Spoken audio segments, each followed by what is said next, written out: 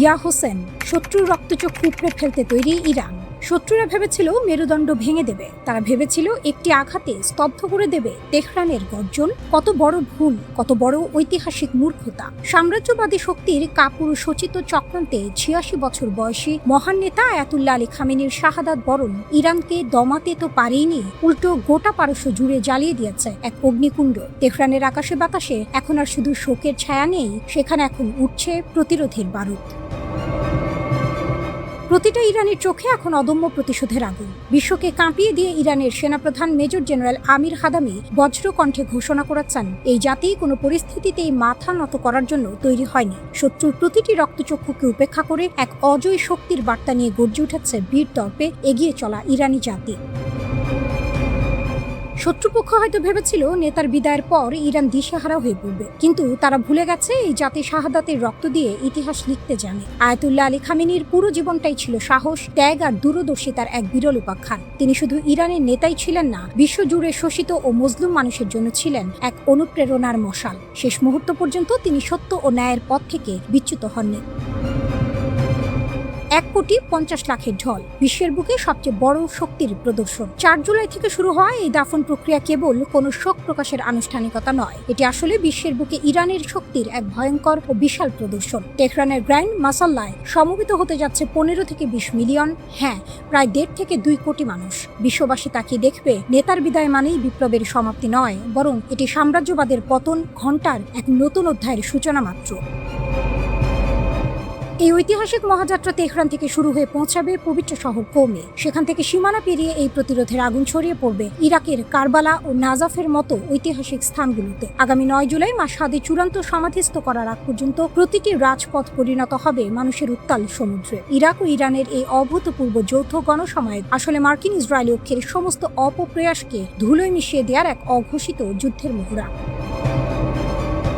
আকাশ, স্থল ও জলসীমা সিল্ড, ভুল হিসাব করলেই ধ্বংস। ইরানের বীর সশস্ত্র বাহিনী ইতিমধ্যেই দেশের সীমান্ত সুরক্ষায় জারি করেছে সর্বোচ্চ সতর্কতা। স্থলভাগ থেকে পারস্য উপসাগরের জলসীমা এমনকি আকাশের প্রতিটি ইঞ্চি এখন ইরানি সেনার নিশ্ছিদ্র এবং কঠোর নজরদারিতে। ক্ষেপণাস্ত্রের ট্রিগারে হাত রেখে প্রস্তুত রয়েছে রিভলিউশনারি গার্ডস। সামরিক মুখপাত্র ব্রিগেডিয়ার জেনারেল মোহাম্মদ আকরাম ইনিয়াস স্পষ্ট ভাষায় বিশ্বকে হুঁশিয়ারি দিয়ে রেখেছেন, যদি কোনো দেশ বা বহির শক্তি ইরানের এই শোকের আবহাওয়াকে দুর্বলতা মনে করে কোনো ধরনের ভুল হিসাব নিকাশ করতে আসে, তবে তাদের জন্য অপেক্ষা করছে ইতিহাসের সবচেয়ে ভয়াবহ, নির্মম ও কঠোরতম জবাব। মানচিত্র থেকে চিরতরে মুছে যেতে পারে শত্রুর ঘাঁটি। ফেব্রুয়ারি মাসের সেই কালো দিন এবং ইরানের নতুন সূর্যোদয়। ফেব্রুয়ারি মাসের সেই কালো দিনে যুদ্ধের প্রথম আঘাতেই ইরান হারিয়েছিল তার অভিভাবককে, কিন্তু রক্তে যার প্রতিরোধ তাকে কি আর বুলেটে দমানো যায়? এই আঘাত ইরানের প্রতিটি নাগরিককে আরো বেশি সংহতিবদ্ধ করেছে, বুকের ভেতর জ্বালিয়ে দিয়েছে এক অপরাজেয় দেশপ্রেমের স্ফুরণ।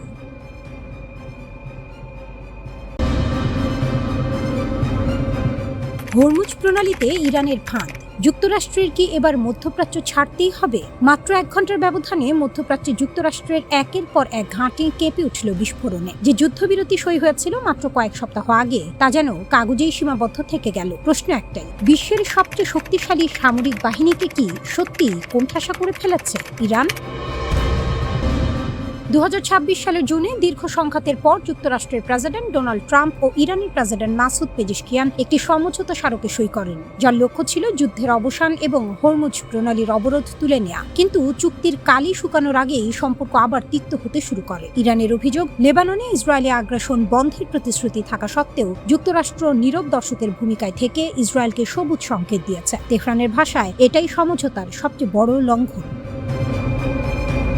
সমঝোতার আরেকটি গুরুত্বপূর্ণ শর্ত ছিল হরমুজ প্রণালীর নিয়ন্ত্রণ ও নিরাপত্তা ব্যবস্থাপনার দায়িত্ব থাকবে ইরানের হাতে। কিন্তু মার্কিন নৌবাহিনী এই সরু জলপথে নিজেদের যুদ্ধজাহাজ পাঠিয়ে নতুন করে মাইন ক্লিয়ারিং অভিযান চালিয়ে এবং বিকল্প নৌপথ খুলে কার্যত ইরানের নিয়ন্ত্রণকেই চ্যালেঞ্জ জানায়। তেহরানের দৃষ্টিতে এটি স্পষ্ট এক প্ররোচনা। চুক্তির শর্ত মেনে চলার বদলে যুক্তরাষ্ট্র যেন নতুন করে সংঘাত উস্কে দেওয়ার সুযোগ খুঁজছিল। এই প্রেক্ষাপটে আসে সেই সিদ্ধান্তমূলক মুহূর্ত। ইরানের সংবাদ মাধ্যমের বরাতে জানা যায়, ইসলামিক রিভলিউশনারি গার্ড কর্পস বা IRGC মাত্র 1 ঘন্টার ব্যবধানে কুয়েত ও বাহরাইন সহ অঞ্চলে থাকা যুক্তরাষ্ট্রের একাধিক সামরিক স্থাপনায় হামলা চালায়। IRGCর ভাষ্য অনুযায়ী এটি ছিল যুক্তরাষ্ট্রের বারবার চুক্তি ভঙ্গের বিপরীতে প্রয়োজনীয় জবাব। মার্কিন কেন্দ্রীয় কমান্ড অবশ্য এই ঘটনাকে ভিন্নভাবে ব্যাখ্যা করেছে। তাদের দাবি, হরমুজ প্রণালীতে একটি জাহাজের ড্রোন হামলার পরই তারা ইরানের ক্ষেপণাস্ত্র ও ড্রোন গুদাম এবং রাডার স্থাপনায় পাল্টা হামলা চালায়।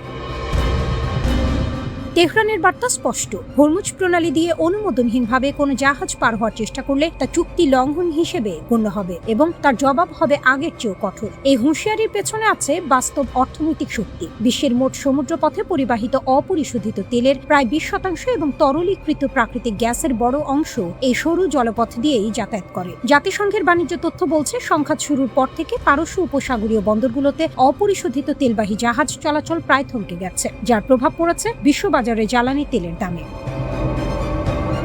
বিশ্লেষকদের একাংশ মনে করছেন, ইরান কেবল সামরিক শক্তি নয়, বরং ভৌগোলিক অবস্থানকেই এখন তাদের সবচেয়ে বড় কূটনৈতিক হাতিয়ার বানিয়ে ফেলেছে। হরমুজ প্রণালী বন্ধ রাখা মানেই বৈশ্বিক জ্বালানি সরবরাহে অনিশ্চয়তা তৈরি করা, যা যুক্তরাষ্ট্রের মিত্র ও প্রতিদ্বন্দ্বী উভয়কেই চাপে ফেলে। এই বাস্তবতাই যুক্তরাষ্ট্রকে বারবার আলোচনার টেবিলে ফিরিয়ে আনতে বাধ্য করেছে বলে তেহরানের দাবি।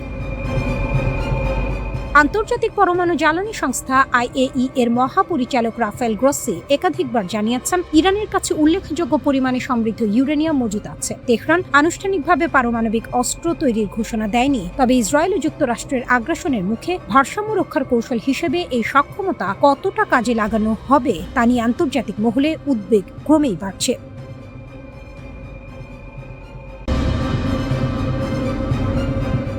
যুদ্ধে জিতেও যুক্তরাষ্ট্র কেন হেরে গেল ইরানের কাছে? ক্ষেপণাস্ত্র ছোড়া হলো, যুদ্ধ বিমান উড়ল, সবচেয়ে আধুনিক অস্ত্রভান্ডার নামানো হলো ময়দানে, তারপরও যুদ্ধ শেষে টেবিলে বসতে হলো যুক্তরাষ্ট্রকেই। ইরান কিন্তু সরে যায়নি এক পাও। প্রশ্ন হলো, বিশ্বের সবচেয়ে শক্তিশালী সামরিক বাহিনী থাকা সত্ত্বেও যুক্তরাষ্ট্র কেন শেষমেশ যুদ্ধবিরতিতে যেতে বাধ্য হলো? আর ইরান কিভাবে সেই ঝড়ের মুখেও নিজের জায়গা ধরে রাখলো?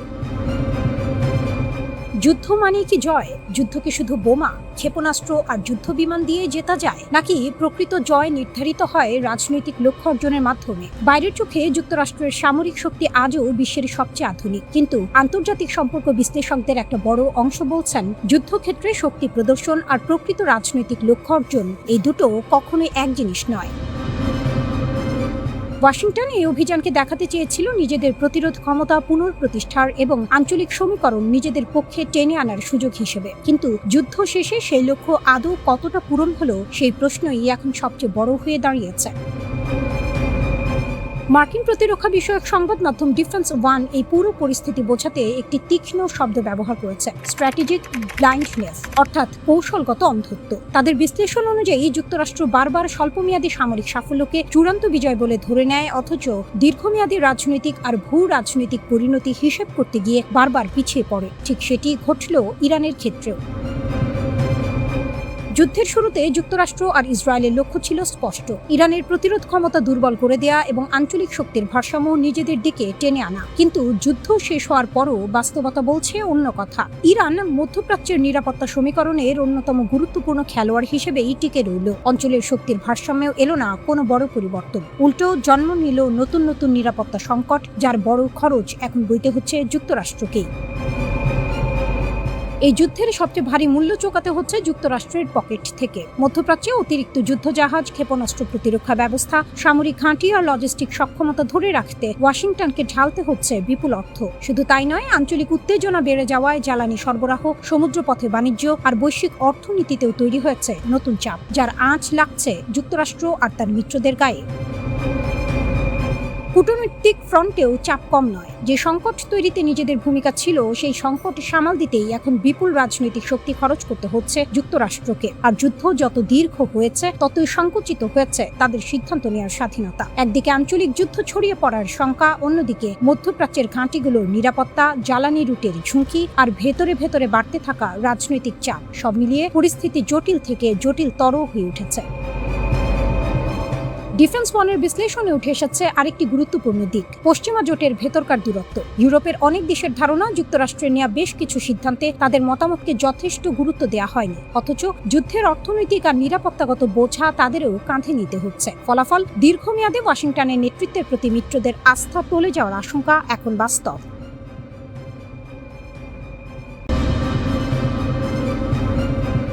পারমাণবিক অস্ত্র তৈরির ঘোষণা দিয়ে কি দিল ইরান? তাহলে এখন কি করবে যুক্তরাষ্ট্র আর ইসরায়েল? শত্রুপক্ষের বারবার হুমকি আর সামরিক আগ্রাসনের মুখে আর চুপ থাকতে পারল না তেহরান। নিজেদের শক্তি অর্জনের লড়াইয়ে এক চুলো পিছিয়ে থাকতে রাজি নয় ইরান। আর তাই ইরানের সর্বোচ্চ প্রতিরক্ষা বাহিনী IRGC সংশ্লিষ্ট সংবাদ মাধ্যমে এলো এমন এক ঘোষণা, যা শুনে পশ্চিমাদের বুক কাঁপতে বাধ্য। এর আগেই জাতিসংঘের পরমাণু পর্যবেক্ষক সংস্থা IAEA দাবি করেছিল 10টি পারমাণবিক বোমা তৈরির জন্য প্রয়োজনীয় সব প্রস্তুতি ইতিমধ্যে সম্পন্ন করে রেখেছে ইরান। কিন্তু প্রশ্ন হলো, হঠাৎ কেন এই মারণাস্ত্র তৈরির পথে হাঁটতে শুরু করলো তেহরান? আর ঠিক কবেই বা ঘটবে সেই উত্তাপ? টানা 40 দিন ধরে ইরানের বিরুদ্ধে অবিরাম হামলা চালিয়েও দেশটির পারমাণবিক কেন্দ্রগুলোকে পুরোপুরি ধ্বংস করতে পারেনি যুক্তরাষ্ট্র ও ইসরায়েলের যৌথ সামরিক বাহিনী। উল্টো সেই যুদ্ধে নিজেদের বিপুল ক্ষতি ডেকে এনেছে ইহুদিবাদীরা। আর এবার সেই ভুলের চরম মাসুল গুনতে চলেছে যুক্তরাষ্ট্র ও ইসরায়েল। এতদিন জাতিসংঘের পরমাণু পর্যবেক্ষক সংস্থা সহ পশ্চিমা দেশগুলো বারবার দাবি করে আসছিল পারমাণবিক অস্ত্র তৈরির একদম দ্বারপ্রান্তে দাঁড়িয়ে আছে ইরান। দেশটির কাছে রয়েছে অন্তত 440 কেজি ওজনের ইউরেনিয়াম, যার সমৃদ্ধতার মাত্রা 60%-এরও বেশি। অর্থাৎ চাইলেই সেই ইউরেনিয়ামকে পারমাণবিক অস্ত্র তৈরির উপযোগী মাত্রায় সমৃদ্ধ করে ফেলতে পারে ইরান। আর এবার সেই সব জল্পনা কল্পনার সমাপ্তি ঘটিয়েই তেহরান জানিয়ে দিল, পারমাণবিক অস্ত্র তৈরি ছাড়া আর কোনো বিকল্প রাস্তা খোলা নেই দেশটির সামনে। IRGC সংশ্লিষ্ট সংবাদ মাধ্যম ফার্স্ট নিউজের বরাতে যুক্তরাজ্য ভিত্তিক সংবাদ মাধ্যম ইরান ইন্টারন্যাশনাল জানিয়েছে, নতুন বিশ্ব ব্যবস্থা গড়তে এবং শত্রুদের সামরিক চাপ মোকাবিলায় পারমাণবিক অস্ত্র অর্জনই এখন ইরানের জন্য অপরিহার্য। এর মধ্য দিয়েই তেহরানের সঙ্গে যুক্তরাষ্ট্র ও ইসরায়েলের মাঝে ক্ষমতার এক ভারসাম্য তৈরি হবে, যার ফলে ইরানের বিরুদ্ধে যে কোনো সংঘাতে নামার আগে শত্রুরা বারবার ভাবতে বাধ্য হবে। যদিও এখনো ইরান সরকারের পক্ষ থেকে এ বিষয়ে কোনো আনুষ্ঠানিক ঘোষণা আসেনি। ঠিক এই মুহূর্তে ইহুদিবাদীরা বুকে কাঁপন ধরানোর মতো আরেকটি তথ্য দিয়েছেন ইরানের সেনাবাহিনীর মুখপাত্র ব্রিগেডিয়ার জেনারেল মোহাম্মদ আকরামিনিয়া। সাম্প্রতিক যুদ্ধের সময়ও যে থেমে থাকেনি ইরানের অস্ত্র উন্নয়নের যাত্রা, সে চাঞ্চল্যকর তথ্য দিয়ে তিনি জানান, সেনাবাহিনী এবং সর্বোচ্চ প্রতিরক্ষা বাহিনী IRGC যৌথভাবে তৈরি করেছে আরও উন্নত মানের ক্ষেপণাস্ত্র। শুধু তাই নয়, আরাশ-2 এর মতো অত্যাধুনিক ড্রোনও তৈরি করে নিজেদের সামরিক সক্ষমতাকে আরও এক ধাপ এগিয়ে নিয়েছে ইরান। তার ভাষায়, খুব শীঘ্রই এসব অস্ত্রের আসল ক্ষমতা সম্পর্কে গোটা বিশ্বকে জানিয়ে দেবে তেহরান। আর এই বিরাট সাফল্যকে কাজে লাগিয়ে একটি নিরাপদ ও শক্তিশালী ভবিষ্যৎ গড়ার পথে এগিয়ে যাবে ইরান। এই তথ্য নিশ্চিত করেছে দেশটির রাষ্ট্রীয় সম্প্রচার মাধ্যম প্রেস টিভি। অন্যদিকে ইরান যাতে কোনোভাবেই পারমাণবিক অস্ত্র তৈরি করতে না পারে, সে লক্ষ্য বাস্তবায়নে এখনো মরিয়া ইসরায়েলের প্রধানমন্ত্রী বেনিয়ামিন নেতানিয়াহু। এমনকি মার্কিন প্রেসিডেন্ট ডোনাল্ড ট্রাম্পও আবারও তার চিরচেনা আগ্রাসী সুরে হুঁশিয়ারি দিয়ে বলেছেন, প্রয়োজনে ইরানের বিরুদ্ধে আবারও সামরিক পদক্ষেপ নেয়ার পথেই হাঁটবে যুক্তরাষ্ট্র। আর তেমনটা ঘটলে নাকি ইরানের আর কোনো অস্তিত্বই অবশিষ্ট থাকবে না।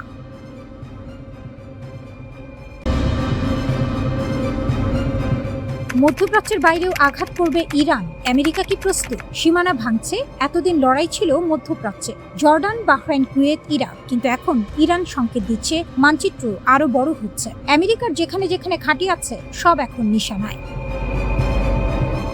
সংসদ সদস্যের বোমা ফাটানো দাবি। ইরানের সংসদ সদস্য আলী কাজেরিয়া ট্রাম্পের ঘনিষ্ঠ মহলে তার নাম পরিচিত। তিনি সরাসরি বললেন, ইরান এখন মধ্যপ্রাচ্যের বাইরে থাকা মার্কিন ঘাঁটিগুলোতেও আঘাত শুরু করেছে, কারণ ওই দূরের ঘাঁটিগুলো থেকে ইরানের বিরুদ্ধে আক্রমণ পরিকল্পনা হচ্ছে, তাই সেগুলো বৈধ সামরিক লক্ষ্যবস্তু। আরও বললেন, এই যুদ্ধে আমেরিকা ইতিমধ্যে 16টি আঞ্চলিক ঘাঁটি হারিয়েছে। এই সংখ্যা যদি সত্য হয়, তাহলে আমেরিকার সামরিক অবকাঠামো মধ্যপ্রাচ্যে একটি বড় ধাক্কা খেয়েছে। শুরু হয়েছিল একটি হেলিকপ্টার দিয়ে, হরমুজ প্রণালী। মার্কিন অ্যাপাচি হেলিকপ্টার টহলে হঠাৎ ড্রোন হামলা, 2 সেনা সদস্য বেঁচে গেলেন অলৌকিকভাবে। ট্রাম্প রাগে ফুটছিলেন। তিনি নিজেই বললেন, খুব দামি হেলিকপ্টার, কিন্তু মানুষ দুটো বাঁচায়, ভাগ্য ভালো। আমাদের কাছে বিশ্বের সবচেয়ে শক্তিশালী সামরিক বাহিনী আছে। সেন্টকম তাৎক্ষণিক পদক্ষেপ নিল। বন্দর আব্বাস, কেশমদ্বীপ ও জাস্ক এলাকায় ইরানের বিমান প্রতিরক্ষা ব্যবস্থা, ground control station, radar site সব ধ্বংস। সেন্টকম বলল, এটা আত্মরক্ষামূলক আনুপাতিক জবাব। ইরান বলল, এটা আগ্রাসন। MQ-9 ভূপাতিত সরাসরি ক্যামেরায়। এরপর ইরান একটা কাজ করলো যা পুরো বিশ্বকে চমকে দিল। IRGC নাটকীয় ফুটেজ প্রকাশ করলো। আমেরিকার MQ-9 reaper drone crore crore ডলারের সার্ভেইলেন্স মেশিন বুশেহর প্রদেশের আকাশে ট্র্যাক করা হলো, নিশানা নেওয়া হলো, ধ্বংস করা হলো, সব ক্যামেরায় ধরা। বার্তাটা স্পষ্ট, আমেরিকার সামরিক সম্পদ এখন আর অস্পৃশ্য নয়। জর্ডানে F-35 হ্যাঙ্গার উড়িয়ে দেওয়ার দাবি IRGC বিবৃতি দিল। আল আজরা এয়ারবেস জর্ডান, দীর্ঘ পাল্লার সলিড ফুয়েল মিসাইল, 4টি গুরুত্বপূর্ণ লক্ষ্যবস্তু। কি ছিল সেই লক্ষ্যবস্তু? F-35 যুদ্ধ বিমানের hanger, command and control centre. IRGC ঘোষণা করলো শিশু হত্যাকারী আমেরিকান বাহিনীর ঘাঁটিতে 4টি গুরুত্বপূর্ণ লক্ষ্য আঘাত করা হয়েছে এবং ধ্বংস করা হয়েছে। এর আগে 21টি লক্ষ্যবস্তুতেও আঘাতের দাবি করেছে ইরান। একই সাথে বাহরাইনের 5th ফ্লিট হেডকোয়ার্টার, কুয়েতের একাধিক এয়ারবেস, ইরাকের হারার ঘাঁটি। ইরান বলছে সব নিশানায়। ইরানের হুঁশিয়ারি, পরিণতির দায় আমেরিকার। ইরানের কাটামারিয়া সেন্ট্রাল হেডকোয়ার্টার আনুষ্ঠানিক বিবৃতি দিল। মিথ্যা অজুহাতে হামলা চালানো সন্ত্রাসী। মার্কিন বাহিনী যদি আবার ইরানে আগ্রাসন করে, আঞ্চলিক লক্ষ্যবস্তুর তালিকায় থাকা নির্ধারিত সব ঘাঁটিতে আরও ভয়ঙ্কর ও ব্যাপক হামলা চালানো হবে। পরিণতির সম্পূর্ণ দায় আমেরিকার। IRGC আরো যোগ করলো, ইসলামের বাহিনী যে কোনো নতুন আগ্রাসনের বিরুদ্ধে চূর্ণকারী ও নির্ণায়ক জবাব দিতে প্রস্তুত। জর্ডান কি ভুল করলো? কাজেরিয়ান একটা বিপজ্জনক কথা বললেন। জর্ডান আমেরিকাকে তার আকাশসীমা ও সামরিক ঘাঁটি ব্যবহার করতে দিয়েছে। এটা করে জর্ডান নিজেই সংঘাতের পক্ষ হয়ে গেছে। তাই জর্ডানও বৈধ লক্ষ্যবস্তু। এটা শুধু কথার কথা নয়, মিসাইল ইতিমধ্যে পড়েছে। এরপর কোথায় যাচ্ছে এই যুদ্ধ? সেন্টকম বলছে অপারেশন শেষ, ইরান বলছে শুরু মাত্র। একদিকে ট্রাম্পের আরও কঠিন মার, অন্যদিকে ইরানের মধ্যপ্রাচ্যের বাইরেও আঘাত। হরমুজ বন্ধ, তেলের বাজার টালমাটাল, রাশিয়া পেছনে, বিশ্বের নজর মধ্যপ্রাচ্যে। প্রতিটি মিসাইল একটা প্রশ্ন ছুড়ে দিচ্ছে, এই যুদ্ধ কোথায় থামবে?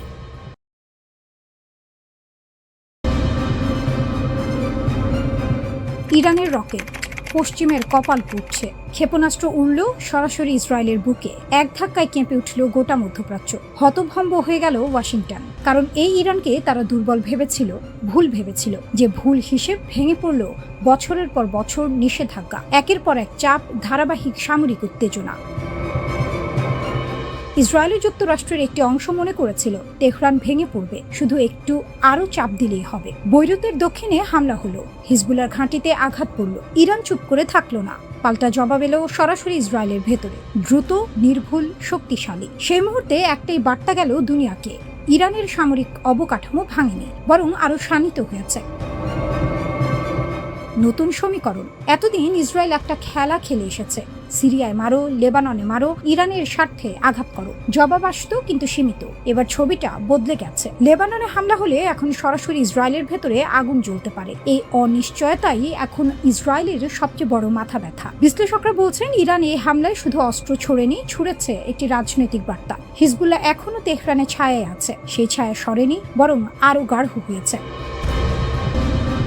কাঁপছে মার্কিন ঘাঁটি। শুধু ইসরায়েলকে ঘিরে নয়, পারস্য উপসাগর জুড়ে বিশাল বিশাল মার্কিন ঘাঁটি। একসময় এগুলো ছিল আমেরিকার পেশির প্রদর্শনী, শক্তির প্রতীক। এখন সেই ঘাঁটিগুলোকে নিয়েই ঘুম হচ্ছে না ওয়াশিংটনের। কুয়েতে প্রায় 14,000 মার্কিন সেনা, কিন্তু সাম্প্রতিক সংঘাতে সেখানকার স্থাপনায় হামলা হলো। স্যাটেলাইট ছবিতে ধরা পড়ল ক্ষতির চিহ্ন। মার্কিন বাহিনী বলছে অধিকাংশ ক্ষেপণাস্ত্র ঠেকানো গেছে, কিন্তু প্রশ্নটা থেকেই গেল, আধুনিক ড্রোন আর ক্ষেপণাস্ত্রের যুগে এই বিশাল ঘাঁটিগুলো আদৌ কতটা নিরাপদ? ইন্টারসেপ্টর ফুরিয়ে আসছে। এখানেই সবচেয়ে ভয়ের কথাটা। ক্ষেপণাস্ত্র ঠেকাতে দরকার ইন্টারসেপ্টর। যুদ্ধের শুরুতেই দেখা গেল সেটা দ্রুত কমে আসছে। প্রতিটা ঘাঁটি পূর্ণ সুরক্ষা দিতে হলে লাগবে বিপুল অস্ত্র ভান্ডার। সেটা দীর্ঘমেয়াদে কঠিন, ব্যয়বহুল, প্রায় অসম্ভব। তাই কৌশল বদলাচ্ছে আমেরিকা। বড় স্থায়ী ঘাঁটির বদলে এখন ভাবনা চলছে ছোট, ছড়িয়ে ছিটিয়ে থাকা, দ্রুত সরানো যায় এমন ঘাঁটি নিয়ে। সৌদি আরবের লোহিত সাগর উপকূলে LSA জেনকিন্স ঘাঁটির গুরুত্ব হঠাৎ বেড়েছে সেই কারণে। ওমানের মডেলও আলোচনা, সেখানে বড় স্থায়ী ঘাঁটি নেই। চুক্তিতে বন্দর ও আকাশপথ ব্যবহারের সুযোগ আছে। সংঘাতে ওমান তুলনামূলক নিরাপদ থেকেছে। অনেকেই বলছেন ভবিষ্যতের পথ হয়তো এটাই। হরমুজ থেকে হুঁশিয়ারি। হরমুজ প্রণালীতে একটি মার্কিন অ্যাপাচি হেলিকপ্টার ভূপাতিত হলো। আমেরিকা পাল্টা হামলা চালালো ইরানের জাস্ক আর সিরি এলাকায়। টেলি যোগাযোগ টাওয়ার ক্ষতিগ্রস্ত হলো। ইরান চুপ থাকলো না। আইআরজিসি জানালো পাল্টা ড্রোন হামলা হয়েছে মার্কিন স্বার্থে। নৌবাহিনীও মাঠে নেমেছে। তারপর এলেও সেই হুঁশিয়ারি, যা নড়িয়ে দিল সবাইকে। আইআরজিসি বলল পরবর্তী হামলার তালিকা তৈরি। সেই তালিকায় আছে মার্কিন ঘাঁটির F-35 যুদ্ধ বিমানের হ্যাঙ্গার, আছে জর্ডানের একটি কমান্ড অ্যান্ড কন্ট্রোল সেন্টার। বার্তাটা পরিষ্কার, আরো বড় আঘাত আসতে পারে। শক্তির ভারসাম্য কি সত্যিই বদলাচ্ছে? একসময় মধ্যপ্রাচ্যে মার্কিন ঘাঁটি মানে ছিল অটল আধিপত্যের প্রতীক, আর সেই ঘাঁটিগুলোই ঝুঁকির কেন্দ্রবিন্দু। ইরান একটা কথা বারবার প্রমাণ করছে, শুধু প্রতিরোধ নয়, প্রয়োজনে পুরো আঞ্চলিক সমীকরণই বদলে দেওয়ার সক্ষমতা তাদের আছে। মধ্যপ্রাচ্যের মানচিত্রে নতুন শক্তির ছায়া পড়ছে, আর সেই ছায়ার নাম তেহরান।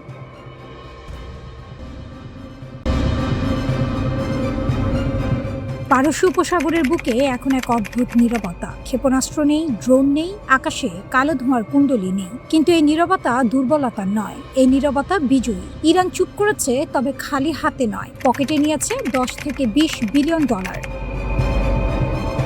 গভীর রাত, আবুধাবির এক রাজকীয় প্রাসাদ। বাইরে মরুভূমির বাতাস, ভেতরে চলছে এমন এক বৈঠক যার কথা পৃথিবীর বেশিরভাগ মানুষ জানে না। ইরানের পরাক্রমশালী বিপ্লবী গার্ডের শীর্ষ কর্মকর্তারা গোপনে পা রেখেছেন আবুধাবিতে। তারা আতিথ্য নিয়েছেন আমিরাতের জাতীয় নিরাপত্তা উপদেষ্টা শেখ তাহনুন বিন জায়েদ আল নাহিয়ানের অতিথি ভবনে। সেই প্রাসাদের বন্ধ দরজার ওপারে চূড়ান্ত হয়েছে এক মহা পরিকল্পনা। এরপর আমিরাতের দূতরা পাল্টা তেহরান সফর করেছেন, বেঁধেছেন কোটি কোটি ডলারের গোপন চুক্তির সুতা। রয়টার্স এক্সক্লুসিভ প্রতিবেদনে এই চাঞ্চল্যকর খবর দিয়ে বিশ্ব রাজনীতিতে রীতিমতো তোলপাড় ফেলে দিয়েছে।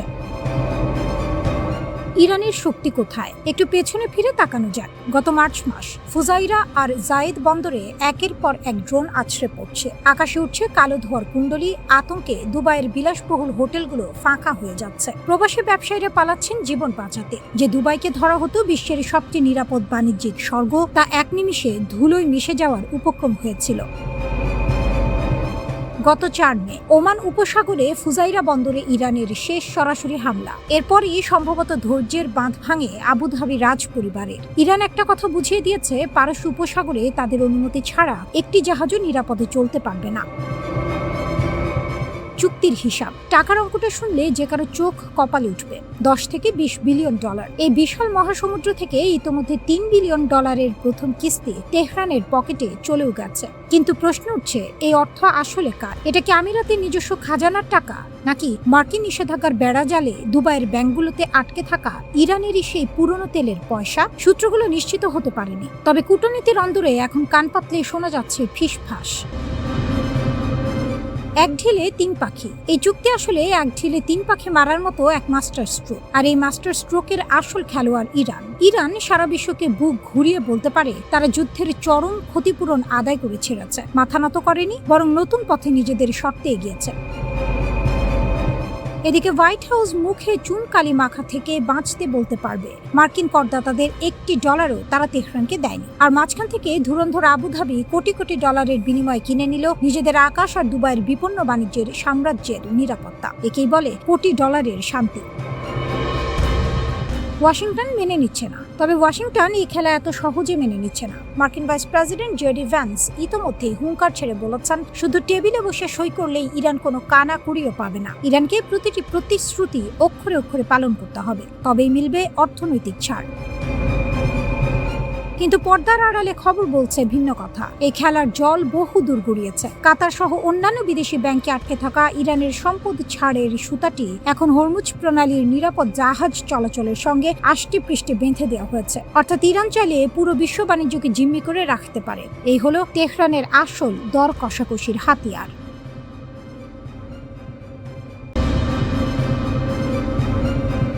স্টেলথ মিথ ভেঙে দিল ইরান। F-35 ভূপাতিত করার সেই ঐতিহাসিক গল্প রাত তখন ঠিক 2টা। ইরানের আকাশ প্রতিরক্ষার রাডারে একটি সংকেত ধরা পড়ল। সংকেতটি চেনা, কিন্তু এই মুহূর্তে এটা দেখে বিশ্বাস হচ্ছিল না। আমেরিকার F-35, পৃথিবীর সবচেয়ে অত্যাধুনিক যুদ্ধ বিমান, যাকে অদৃশ্য বলা হয়, যাকে অধরা বলা হয়, যার পেছনে খরচ হয়েছে কোটি কোটি ডলার। সেই বিমান এখন ইরানের নিশানায়। ইরানের তরুণ আকাশ প্রতিরক্ষা সেনা একটি বোতামে আঙুল রাখলেন, তারপর ছুটে গেল ক্ষেপণাস্ত্র। আমেরিকা বলেছিল F-35 অপ্রতিরোধ্য, লকহিড মার্টিন বলেছিল এই বিমান রাডার ফাঁকি দেয়, ন্যাটো বলেছিল এই প্রযুক্তির সামনে কেউ টিকবে না। সব দাবি এক রাতে ধুলোয় মিশে গেল। ইরানের এক জ্যেষ্ঠ আকাশ প্রতিরক্ষা কর্মকর্তা টেলিভিশনে বসে সরাসরি ঘোষণা করলেন তারা সফলভাবে একটি মার্কিন F-35 লাইটনিং II বিমানে আঘাত এনেছেন। তিনি বললেন, এই মুহূর্তটি কেবল কৌশলগত সাফল্য নয়, এটি একটি প্রতীকী বিজয়। স্টেলথের কিংবদন্তি আজ শেষ হয়ে গেছে। সেই রাতের পর লকহিড মার্টিনের শেয়ার বাজারে ধস নামল। সেই রাতে ঠিক কি হয়েছিল? মার্চ মাসে একটি ভিডিও ভাইরাল হলো। উড়ন্ত অবস্থায় একটি F-35 বিমানে আঘাত লাগছে। ভিডিওটি ছড়িয়ে পড়লো সারা বিশ্বে। এরপর মার্কিন সেন্ট্রাল কমান্ড নিজেই স্বীকার করলো ইরানের আকাশসীমায় একটি F-35 জরুরি অবতরণ করতে বাধ্য হয়েছে। ঠিক কি কারণে এই ঘটনা ঘটলো তা এখনো আনুষ্ঠানিকভাবে নিশ্চিত হয়নি, কিন্তু সামরিক বিশ্লেষকদের মাথায় একটাই প্রশ্ন, ইরানের কাছে কি সত্যি এমন কোনো গোপন অস্ত্র আছে?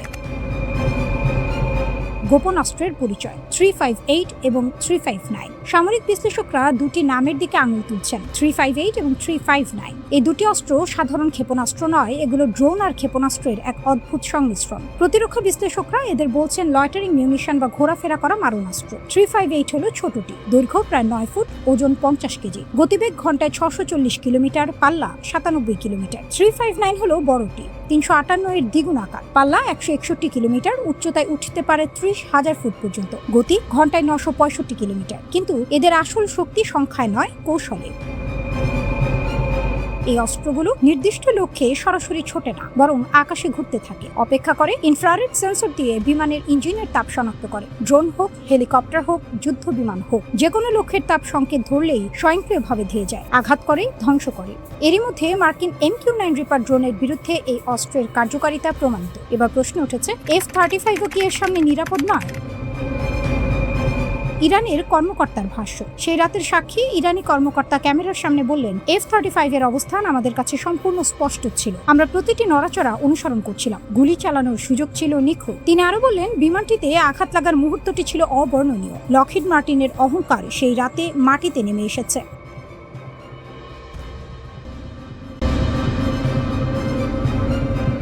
আমেরিকা মিথ্যা বলছে, প্রমাণ দিল ইরান। ওয়াশিংটন বলছিল সব মিসাইল আটকে দেওয়া হয়েছে। ইরান বলল, দেখো, একটি ছবি, দুটো ছবি, ধ্বংসস্তূপ, উড়ে যাওয়া রাডার, উড়ে যাওয়া রেডন। কুয়েতের আলী আল সালেম এয়ারবেস, বাহরাইনের সামরিক স্থাপনা, আমেরিকার আর্লি ওয়ার্নিং সিস্টেম মাটিতে। ইরান শুধু হামলা করেনি, প্রমাণ সংরক্ষণ করেছে। যে ছবিতে কাঁপল পেন্টাগন। কেনিয়ায় ইরানি দূতাবাস, এক্সে একটি পোস্ট, আগে পরের দুটো ছবি। আগে আলী আল সালেম এয়ারবেজের ASR 1000 আর্লি ওয়ার্নিং রাডার বহাল তবিয়তে দাঁড়িয়ে, পরে ধ্বংসস্তূপ। দ্বিতীয় ছবিতে বাহরাইনের সামরিক স্থাপনা, বিশাল সাদা গোলাকার রেডম, যেটা সেন্সিটিভ রাডার সরঞ্জাম রক্ষা করে, সেটা নেই, উড়ে গেছে। TPS-59 আর্লি ওয়ার্নিং রাডার ধ্বংস। ইরান ক্যাপশনে লিখল, keep lying boys, the only thing getting obliterated is your credibility. মিথ্যা বলতে থাকো, তোমাদের বিশ্বাসযোগ্যতাই শুধু ধ্বংস হচ্ছে। এই রাডারগুলো কতটা গুরুত্বপূর্ণ? সাধারণ কোনো সামরিক সরঞ্জাম নয়। ASR 1000 এবং TPS-59 এগুলো গোটা উপসাগরীয় অঞ্চলের প্রতিরক্ষার চোখ। আকাশে শত্রু বিমান এলে এরা টের পায়, ড্রোন ধরে, ব্যালিস্টিক মিসাইল ট্র্যাক করে। এই চোখ এখন বন্ধ। আমেরিকা যদি সত্যিই সব মিসাইল আটকে দিত, তাহলে এই রাডার ধ্বংস হলো কিভাবে? এই প্রশ্নের উত্তর ওয়াশিংটনের কাছে নেই। কোথা থেকে শুরু হলো এই যুদ্ধ?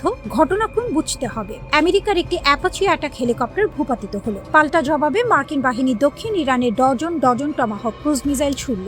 ইরানের air defence system, ground control station, Hormuz প্রণালীর কাছের রাডার সাইট, সব টার্গেট। ইরান চুপ করে বসে রইল না। 10 জুন রাতে IRGC ঘোষণা দিল, শুরু হলো প্রথম ধাপের বড় আক্রমণ, মিসাইল, ড্রোন একসাথে।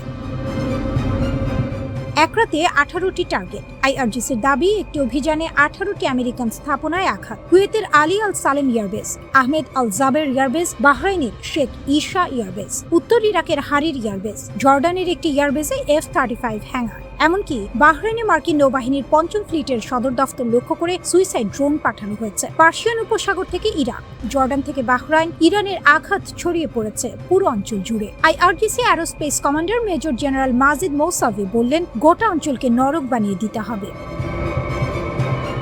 আমেরিকা কি বলছে? ইউএস সেন্ট্রাল কমান্ড বলছে তাদের অভিযান ছিল প্রতিরক্ষামূলক, ট্রাম্পের নির্দেশে পরিচালিত। কিন্তু রাডার ধ্বংসের ছবি নিয়ে, কুয়েত বাহরাইনে ক্ষয়ক্ষতির দাবি নিয়ে নীরবতা। আইএই এর মহাপরিচালক রাফায়েল মারিয়ানো গ্রোসি সাম্প্রতিক এক সাক্ষাৎকারে সতর্ক করে দিয়ে বলেন, যদি ইরান পারমাণবিক অস্ত্র বানানোর সিদ্ধান্ত নেয় তাহলে এখনকার ইউরেনিয়ামের মজুদ দিয়ে 10টি বোমা বানিয়ে ফেলতে পারবে।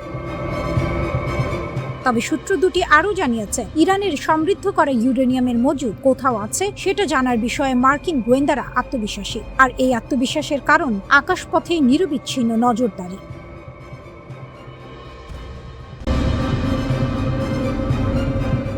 জিরো আওয়ার, লঞ্চারগুলো প্রস্তুত। ইরানের সর্বোচ্চ নেতার উপদেষ্টা আলী আকবর বেলায়েতি বললেন, জিরো আওয়ার এসে গেছে। সংক্ষিপ্ত বার্তা, কিন্তু বিস্ফোরণের মতো ছড়িয়ে পড়েছে রাজধানী থেকে রাজধানীতে। প্রশ্ন একটাই, এরপর কি? সিদ্ধান্তের মুহূর্ত। বেলায়েতি কোনো সাধারণ মানুষ নন, তিনি শীর্ষ নেতার ঘনিষ্ঠ উপদেষ্টা। দশকের পর দশক ইরানের পররাষ্ট্রনীতির কেন্দ্রে। তার কথা হাওয়ায় মেলায় না, তার কথার ওজন আছে। তিনি বললেন, বৈরুতে ইসরায়েলি হামলা ধৈর্যের সীমা অতিক্রম করেছে। একটি ভুল হিসেব সব শেষ করে দিয়েছে। নির্দেশ জারি হয়েছে। কোন নির্দেশ, কার বিরুদ্ধে, কখন, সেটা বলেননি, কিন্তু না বলেই বলেছেন অনেক কিছু। Hezbollah, axis of resistance. বেলায়েতির কথার মর্ম বুঝতে হলে একটা নাম মাথায় রাখতে হবে, হিজবুল্লাহ। ইরান তাদের শুধু মিত্র মনে করে না, তারা এক্সিস অফ রেজিস্ট্যান্সের অংশ। একই জোটে হুতি, ইরাকি মিলিশিয়া, সিরিয়ার সশস্ত্র গোষ্ঠী। ইরানি নেতৃত্বে একটি আঞ্চলিক প্রতিরোধ কাঠামো। লেবানন ইসরায়েল যখন হামলা চালায়, ইরানের কাছে সেটা শুধু একটি দেশের সমস্যা নয়, সেটা পুরো জোটের গায়ে আঘাত। বেলায়েতি পরিষ্কার করে বলেছেন, লেবানন জ্বললে আগুন সীমান্তে আটকাবে না। দুটো প্রণালী, একটি দুনিয়া। ইরানের হাতে অস্ত্র আছে, মিসাইল আছে, ড্রোন আছে, কিন্তু সবচেয়ে ধারালো অস্ত্র হয়তো অন্যটা, হরমুজ প্রণালী, বাব আল মান্দাব প্রণালী। এই দুই জলপথ দিয়ে প্রতিদিন বয়ে যায় বিশ্বের বিশাল অংশের জ্বালানি। উপসাগরীয় তেল ইউরোপে যায় এই পথে। এশিয়ার কারখানা চলে এই পথের উপর ভর করে। ইরান যদি এই প্রণালী বন্ধ করে দেয় তাহলে কি হবে? তেলের দাম আকাশ ছোঁবে, শিপিং রুট বদলে যাবে, বৈশ্বিক সাপ্লাই চেইনে ভূমিকম্প। বেলায়েতি এটাকে বললেন কৌশলগত শ্বাসরোধ, মানে শত্রুর অর্থনৈতিক ধমনী চেপে ধরা, বুলেট ছাড়াই যুদ্ধ। এটা হুমকি নয়, এটা রণনীতি। ইসরায়েলের হিসেব। ইসরায়েল জানে ইরান কি করতে পারে। 2024 সালে ইরান সরাসরি ইসরায়েলের ড্রোন ও মিসাইল ছুড়েছিল। সেটা ছিল ইতিহাসে প্রথমবার। প্রায় 300টি অস্ত্র পাঠিয়েছিল তেহরান, বেশিরভাগ আটকে গেছে, কিন্তু বার্তা পৌঁছে গেছে। এখন পরিস্থিতি আরো জটিল। গাজায় যুদ্ধ চলছে, লেবানন জ্বলছে, হুতিরা লোহিত সাগরে জাহাজে হামলা চালাচ্ছে। ইরানের প্রক্সি নেটওয়ার্ক সক্রিয় চারদিকে। এই মুহূর্তে বেলায়েতির বার্তা, লঞ্চারগুলো প্রস্তুত। তেল আবিব এই বার্তা হালকাভাবে নেওয়ার সুযোগ নেই। যুদ্ধ নাকি রাজনীতি? বিশ্লেষকরা বলছেন এটা সরাসরি যুদ্ধের ঘোষণা নয়, এটা চাপ তৈরির কৌশল। কূটনৈতিক মঞ্চে ইরানের অবস্থান শক্ত করার চেষ্টা, আন্তর্জাতিক সম্প্রদায়কে বলা আমাদের উপেক্ষা করা যাবে না। কিন্তু এখানেই বিপদ। কৌশলগত বার্তা আর বাস্তব যুদ্ধের মাঝের দূরত্ব কমে আসছে। একটা ভুল সিদ্ধান্ত, একটা অতিরিক্ত হামলা, একটা ভুল হিসেব, আর সব উল্টে যেতে পারে। মধ্যপ্রাচ্যের ইতিহাস বলে এখানে আগুন একবার লাগলে নেভানো কঠিন। আমেরিকা মধ্যস্থতার চেষ্টা করছে, কিন্তু টেবিলের বাইরে ইরান মিসাইল প্রস্তুত করছে। ইউরোপ নার্ভাস, কারণ হরমুজ বন্ধ হলে ইউরোপের জ্বালানি সংকট অনিবার্য। চীন ও রাশিয়া পরিস্থিতি দেখছে, তারা ইরানের পাশে থাকবে কতটুকু সেটাই প্রশ্ন। আর ইসরায়েল, তারা প্রস্তুত সবসময়ের মতোই। মধ্যপ্রাচ্য এখন একটি দাবার বোর্ড, প্রতিটি ঘুঁটি সাজানো, প্রতিটি খেলোয়াড় অপেক্ষায়। ইরান বলছে জিরো আওয়ার, সেই ঘড়ির কাঁটা কখন শূন্যে পৌঁছবে সেটাই এখন পৃথিবীর সবচেয়ে বড় প্রশ্ন।